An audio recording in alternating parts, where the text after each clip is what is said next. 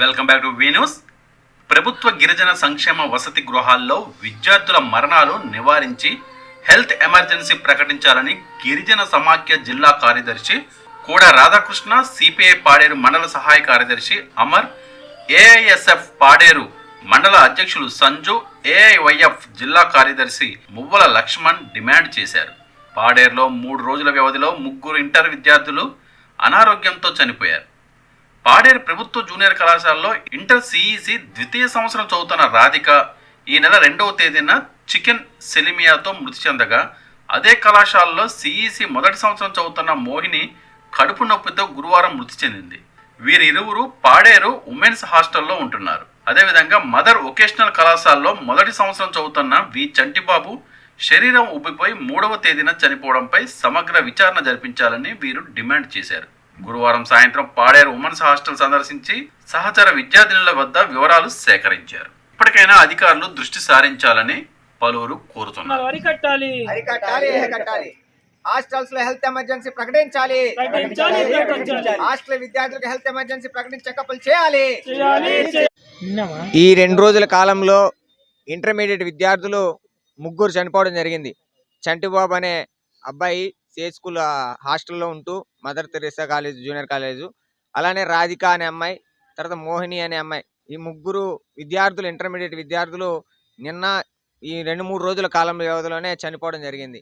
గతంలో కూడా ఒక 10 రోజుల కిందట హై స్కూల్ విద్యార్థి చనిపోయారు. ఇలాగా నెలలో ఖచ్చితంగా 3-4 మంది విద్యార్థులు చనిపోతూనే ఉన్నారు. ఈ ఏజెన్సీలో మెడికల్ పూర్తి స్థాయిలో అందుబాటులో లేదు అని చెప్పేసి అధికారులకి మేము పెద్ద ఎత్తున చెప్తానే ఉన్నాం. దీని మీద ఆందోళన కూడా చేశాం. అధికారులు రాష్ట్ర ప్రభుత్వంతో మాట్లాడి హెల్త్ ఎమర్జెన్సీగా ఇక్కడికక్కడ ప్రతి హాస్టల్లో కూడా హెల్త్ చెకప్లు చేసేదానికి మీరు చర్యలు తీసుకోవాలని మేము కోరుతా ఉన్నాం.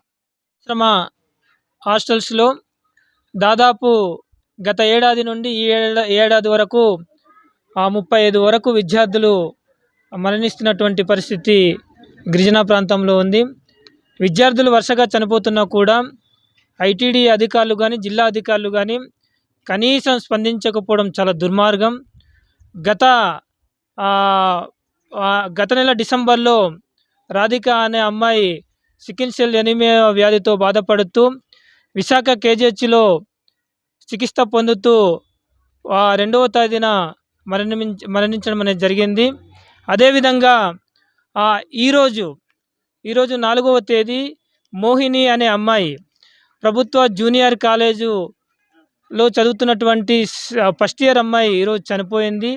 ఈరోజు గిరిజన విద్యార్థులు వరుసగా దాదాపు 35కు పైగా విద్యార్థులు చనిపోతున్నా కూడా కనీసం విద్యార్థులు ఎందుకోసం చనిపోతున్నారు, ఏంటి కారణం అనేది కనీసం విచారణ జరిపించకపోవడం చాలా దుర్మార్గమైనటువంటి. విద్యార్థులతో పెద్ద ఎత్తున ఆందోళన చేయడానికి ఈ సందర్భంగా మేము సిద్ధపడుతున్నామని చెప్పి తెలియజేస్తా ఉన్నాం. అది అమ్మాయి చనిపోయింది కదా, మీ ఫ్రెండ్ అయినా? అవును సార్. ఎట్లా జరిగింది నేను చెప్తున్నా. అంటే ఆ రోజు నైట్ దగ్గుతూ ఉంటే బ్లడ్ వచ్చిందంట. అలా మేడం గారికి ఇన్ఫార్మ్ చేస్తే హాస్పిటల్కి తీసుకెళ్ళమన్నారు. అక్కడ తీసుకెళ్ళి పేరెంట్స్కి ఇన్ఫార్మ్ చేస్తే వాళ్ళు వచ్చారు. అక్కడ అన్ని టెస్టులు చేసి డిశ్చార్జ్ చేసి ఇంటికి వెళ్ళిపోమన్నారంట. వాళ్ళ పేరెంట్స్ తీసుకెళ్ళిపోయారు.